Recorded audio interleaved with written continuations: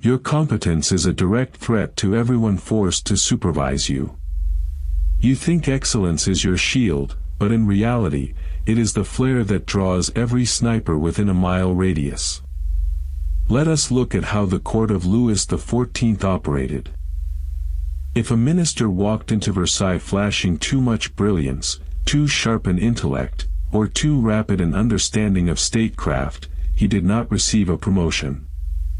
He received a quiet exile. Niccolò Machiavelli observed this dynamic across centuries of Italian politics and distilled a survival mechanism that modern corporate climbers and political operators still refuse to accept. To survive a superior who is insecure, you must wear the mask of calculated simplicity. Imagine you are sitting in a high-stakes quarterly review. The director poses a complex, multi-layered problem regarding a failing supply chain. The amateur rushes forward with a whiteboard marker, mapping out a flawless, aggressive solution in 3 minutes. They beam with pride, believing they have just secured their next raise. What actually happened is that they just exposed the director's blind spot in front of the entire executive board. That director will now spend the next 48 hours finding a way to marginalize that eager employee, not because the solution was wrong, but because the competence behind it was humiliating. Machiavelli noted that wise men, to avoid this exact fate, often make themselves appear slightly less formidable than they actually are. They commit minor, calculated errors. They ask questions to which they already know the answers. They let the insecure boss correct them on trivial matters. This is not about self-deprecation. It is about offering a blood sacrifice of your own vanity to appease the ego of the person holding your paycheck. When you project a slight, harmless deficit in polish, you disarm the predator. A superior cannot feel threatened by someone they secretly pity or consider slightly out of their depth. Think about how nature handles camouflage. The most lethal predators in the forest do not paint themselves in neon colors to announce their deadliness. They blend into the foliage until the moment of execution. Yet human beings walk into boardrooms and social circles wearing metaphorical neon signs that scream their full capabilities. You announce your intelligence. You display your strategic foresight. You correct people when they are wrong, simply because you cannot bear the friction of inaccuracy. And then you wonder why doors quietly slam shut in your face. The strategy requires a deep, almost painful restraint. You must allow mediocrity to feel comfortable in your presence. You must let people explain things to you that you mastered a decade ago, nodding with genuine curiosity. You become a blank canvas upon which insecure authorities can project their own wisdom. The moment you stop making your superiors feel intellectually safe, you activate an ancient defense mechanism in them. They will push you out, block your advancement, or starve you of resources, and you will never even see the knife coming because you were too busy admiring your own sharp mind. So ask yourself this. How many battles have you lost simply because you refuse to play the fool? Harmlessness is not a lack of teeth, it is the deliberate cultivation of an underestimated shadow. When you remove all friction from your interactions, when you mirror the expectations of those who wish to feel superior, you construct a fortress out of their own arrogance. But survival among predators requires a second architectural layer, one far more dangerous than mere invisibility. It requires the mastery of an invisible leash. Consider the fatal error committed by ambitious courtiers across history. They believe that rendering a profound service buys eternal devotion. They rescue a drowning ally, bail out a failing rival, or hand an executive the solution to a crisis, expecting gratitude to solidify an alliance. They fail to understand the bitter mathematics of obligation. When you rescue someone completely, you do not secure a friend, you manufacture a creditor's ghost that haunts every waking moment they look at you. Every time your debtor sees your face, they are forced to remember their own helplessness.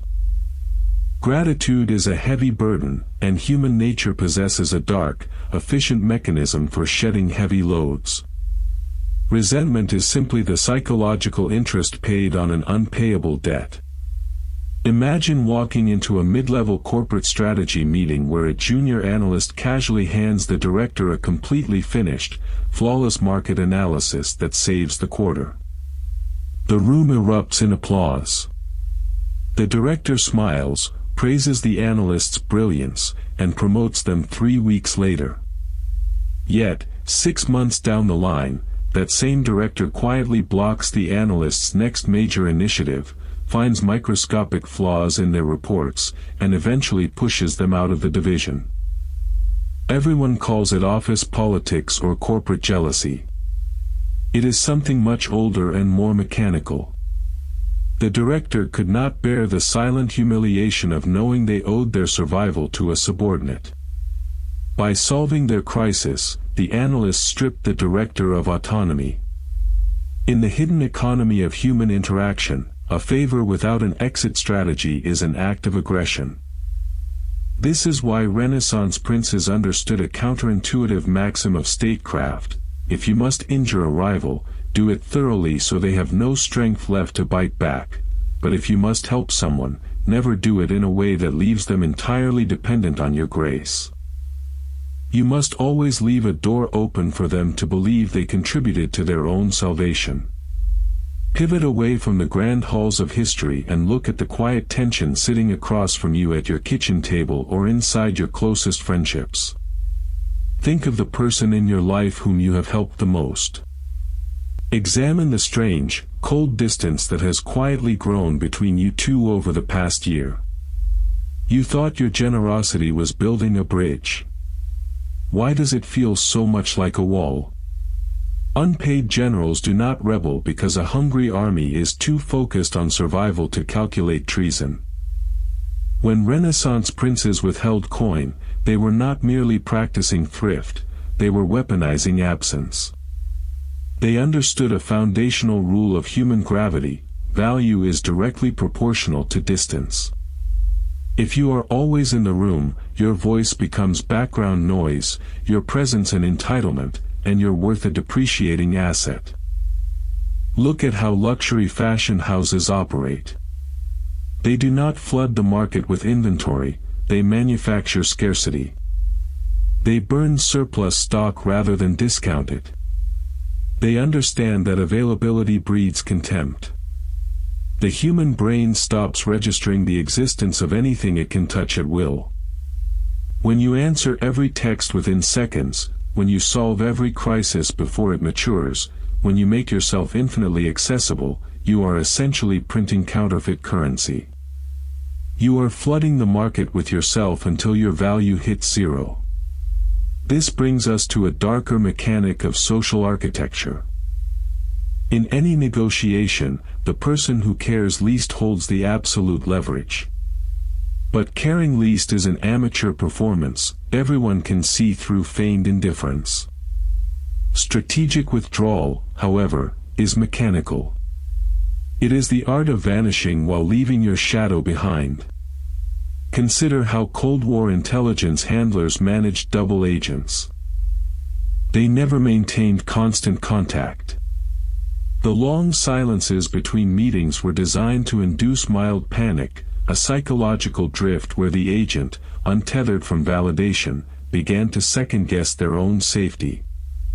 During the silence, the target does the handler's work for them. They invent reasons to be loyal just to earn the return of attention. You do not need to punish people to control them, you simply need to turn the tap of your attention on and off. Right now, think of the most exhausting relationship in your life. The person who drains you isn't necessarily hostile. They are just loud, constant, and inescapable. You manage them by mentally checking out while nodding along, saving your actual energy for when they finally leave you alone. That mental exhaustion you feel, that is what you inflict on others when you refuse to disappear. True cleverness is knowing the exact moment the conversation has peaked, standing up, and walking out before the silence becomes awkward.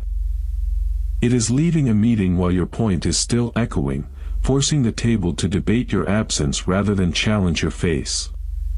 When you remove your validation from a room, a vacuum forms immediately. And nature abhors a vacuum. Everyone else will rush to fill the empty space with their own anxiety, bending their behavior to win back the approval you just packed up and took home. The most powerful person in any room is never the one speaking. It is the one whose next move nobody can guess, because they are already halfway out the door. An unexplained disappearance terrifies only those who assume your presence was ever about them. When you vanish without a grievance or a warning, you strip away their primary orientation tool. They no longer know which direction the pressure is coming from. But physical absence is merely a staging ground for a much sharper instrument of influence. Cardinal Mazarin understood this better than any statesman in 17th-century Europe. When rival factions in the French court demanded immediate policy changes, he never argued against their demands. Instead, he thanked them for highlighting the crisis and immediately offered them a choice between two distinct courses of action. Both choices led directly to the consolidation of his own authority. This is the mechanics of the force dichotomy. When you allow someone to choose, you trigger a deep psychological reflex of autonomy. They feel active, sovereign, and intelligent. They believe they are steering the vehicle. Yet the architecture of the road has been pre-selected by you. Imagine you are sitting across from a difficult partner in a high-stakes negotiation. They are posturing, aggressive, and entirely resistant to your baseline terms. You do not push back. You do not raise your voice. Instead, you calmly present two alternative paths forward, framing one as aggressively ambitious and the other as cautious to a fault. Both paths require them to adopt the timeline and parameters you secretly designed. Human beings possess an extraordinary cognitive bias. When presented with two competing options, the brain immediately goes to work debating the merits of A versus B. It forgets to ask whether a third option, or no option at all, was the actual reality. The debate itself becomes a cage.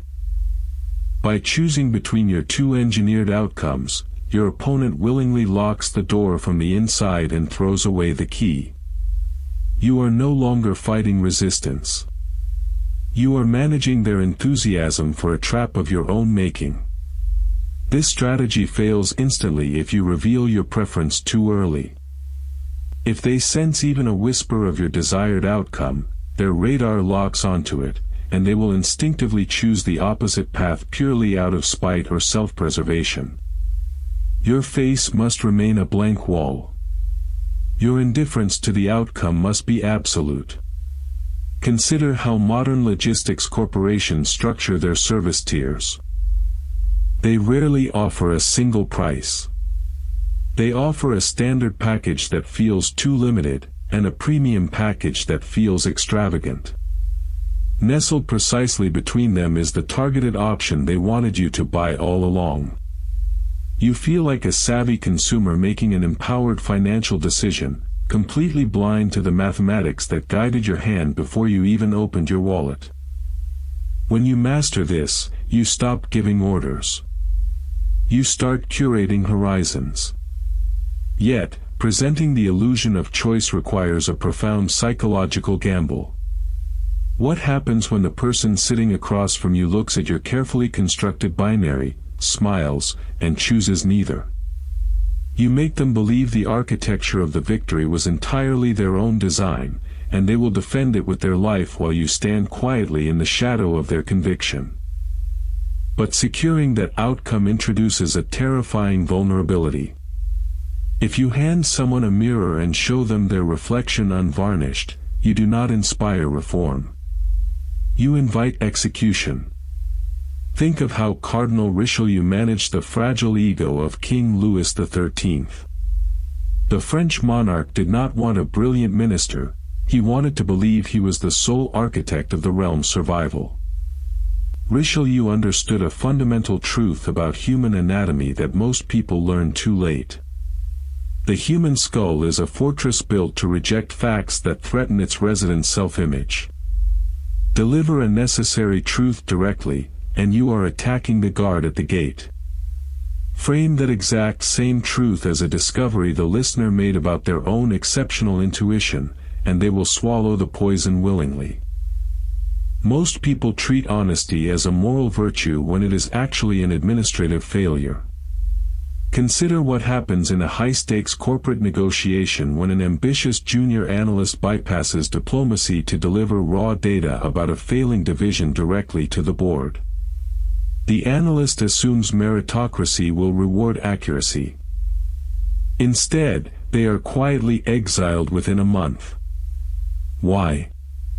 Because the executive whose department failed did not learn a lesson, they only registered a witness to their humiliation. Unvarnished facts are weapons disguised as information. This brings us to a darker mechanic of social friction. When you point out a flaw in someone's logic, their mind does not evaluate the argument. It evaluates your threat level. To bypass this defensive reflex, you must learn to launder your insights through the target's vanity. If you need a stubborn colleague to abandon a disastrous project, never explain why it will fail. Instead, casually remark on how their standard of excellence is clearly too high for such a mediocre initiative. Watch how fast they abandon the work themselves. You did not give them advice. You gave them a mirror that made them look smarter than their own mistake. The penalty for telling the unmasked truth is that people will remember how you made them feel long after they forget how right you were. Machiavelli observed that men are so simple, and so obedient to present necessities, that he who deceives will always find someone who will let himself be deceived. But the ultimate deception is not hiding your intentions. It is allowing someone else to claim the wisdom of your strategy as their own brilliant realization. Notice what happens when you stop correcting people who misunderstand you in public. The amateur rushes to set the record straight, bleeding their strategic positioning for the sake of a minor ego victory. The strategist smiles, nods, and lets the opponent wallow comfortably in a false sense of superiority. That comfort is a sedative. And while they rest easy in their misconceptions, you are already calculating the precise moment the floor drops out from beneath them. When your orchestration is finally exposed and suspicion hardens in their eyes, the amateur panics and offers a defense. That is your opening to vanish completely. You do not argue. You do not explain. You simply abandon the identity they caught you wearing, leaving them to interrogate a ghost while you occupy a room they do not even know exists.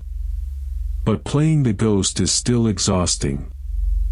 It requires constant vigilance, perpetual motion, and a chess player's memory to keep your illusions intact.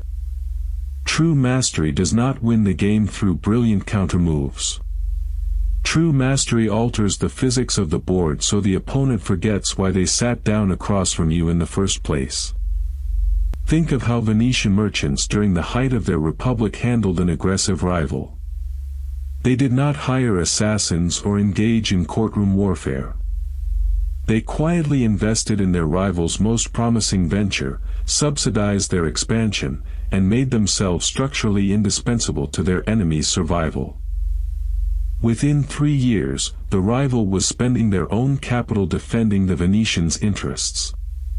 The fight evaporated not because the enemy was conquered, but because winning meant destroying themselves.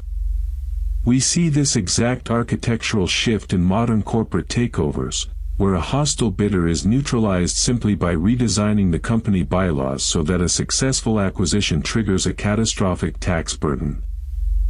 The battle ends before a shot is fired. This is the ultimate inversion of cleverness. You stop looking for the cleverest counter-strategy and instead engineer an environment where resistance feels irrational, exhausting, and fundamentally counterproductive to the other person's self-interest. You stop trying to outsmart the room. You redesign the room until the architecture itself protects you. Consider how this changes your daily interactions. When someone tries to force you into a corner, do not push back. Pushing back validates their framing. Instead, widen the scope of the problem until their aggressive stance looks absurdly narrow, almost childish. If a colleague attempts to corner you in a meeting with a loaded question about a delayed project, do not defend your timeline. Shift the baseline. Ask a calm, foundational question about whether the entire quarter's metrics are still aligned with the company's survival. Suddenly, your delayed project is no longer a personal failure, it is a symptom of a much larger crisis they have foolishly brought into the light. They wanted a skirmish over a schedule. You gave them an existential audit. They will stop attacking you because attacking you now feels like standing in the path of a collapsing building. They didn't decide to surrender out of kindness or respect. They surrendered because you made continuing the conflict mathematically impossible for their ego to sustain. Yet, there is a chilling cost to this kind of seamless insulation. When you design a life where no one can ever successfully oppose you, where friction is entirely engineered out of your relationships and career, you begin to notice a strange silence filling the spaces you cleared. What happens to your own mind when every obstacle melts away before you even touch it, and the world becomes entirely, terrifyingly compliant? When your name is never mentioned in the room, the architecture of the conversation changes entirely.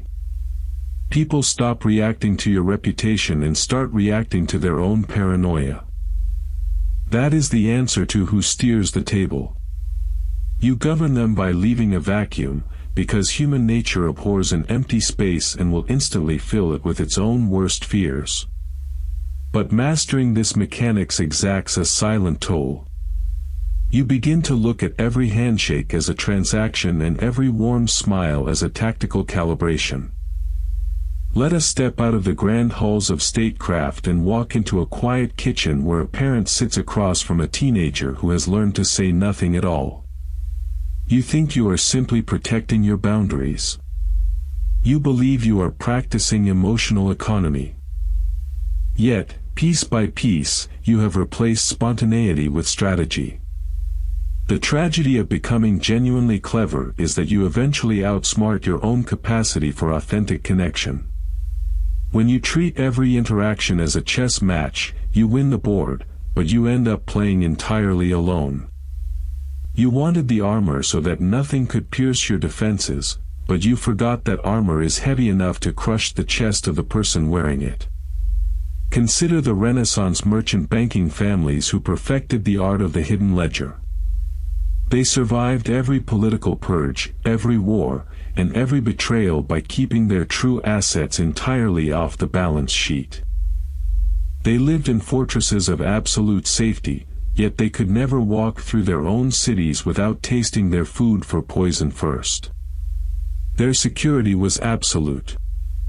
Their isolation was absolute. That is the hidden mechanism nobody warns you about. You set out to master the room, only to realize the room has become a cage of your own design. Every instinct you hone to survive the games of others now prevents you from dropping your guard with the people who never wanted to play against you in the first place. You can dismantle any argument, read any micro-expression, and predict any betrayal, but you can no longer remember what it felt like to simply exist without calculating the angles. You wanted an unfair advantage. You wanted the power to shape outcomes without leaving a trace. You have it. And now you must live in the silence that follows. He who conquers others is strong, but he who conquers himself is mighty, yet he who masters the art of the silent room finds that there is no one left to share the victory.